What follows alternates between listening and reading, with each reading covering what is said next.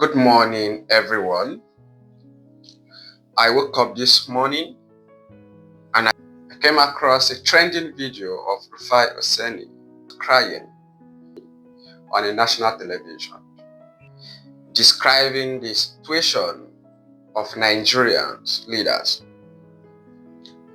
and how Nigeria was once a country that borrowed World Bank money for development of other nations that were going through recessions and economic crises as of then, and he began to shed tears. You see, I want to say Nigeria does not have leaders at the moment. Nigerians have a group of thieves and criminals.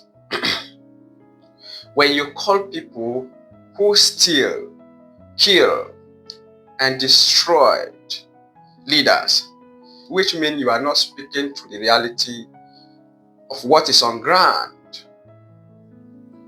It is only a thief that steal, destroy, and run away with it. Leaders don't do that. Have you ever seen a thief that came to steal from somebody and begin to imagine, let me leave some pieces for the owner so that they can have little to eat from? Have you seen any thief like that before? Have you ever seen a thief who want to steal and begin to have a compassion for the owner of the property he is stealing from? The answer is no.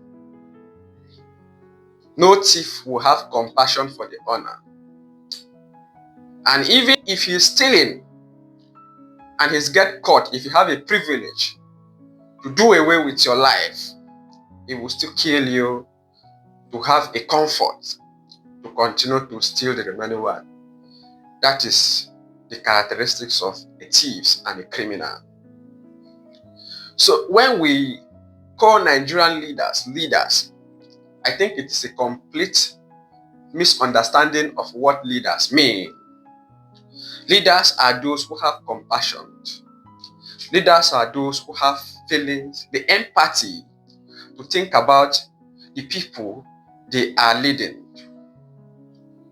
But we have a society where people don't have the feelings, the understanding of how the citizens feel, and you call them leaders. No leaders across the world behave like the people we call leaders in Nigerians. Yes. And I want to say Rufai crying, to me, is completely wrong. To cry when you have not won, it means defeat. It is a sign of defeat and surrender. So, my advice to Nigerians is, you either decide to rise up and do the right thing, or you remain silent and live under the mercy of oppressors and the criminals to continue to loot. Maybe you remain silent and continue to weep and cry for the next generation. But if this country must change, we must rise in unison to speak one voice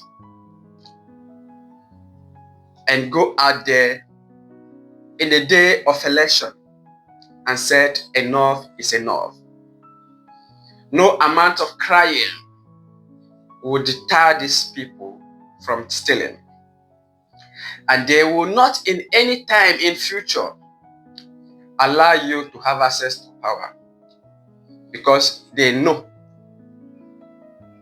the implications. I don't want people to suffer. I play in that space. I do a lot of advocacy for people. But Ayo, we need to jolt our leaders. Ayo, what happened to this country? We are seeing the likes of the Machimogu. We have seen the likes of Malami, forfeiture and everything. We need to jolt our country back. Ayo, I cry for Nigeria this morning. Let me read something to you. Why I'm crying, why I scream sometimes for this country.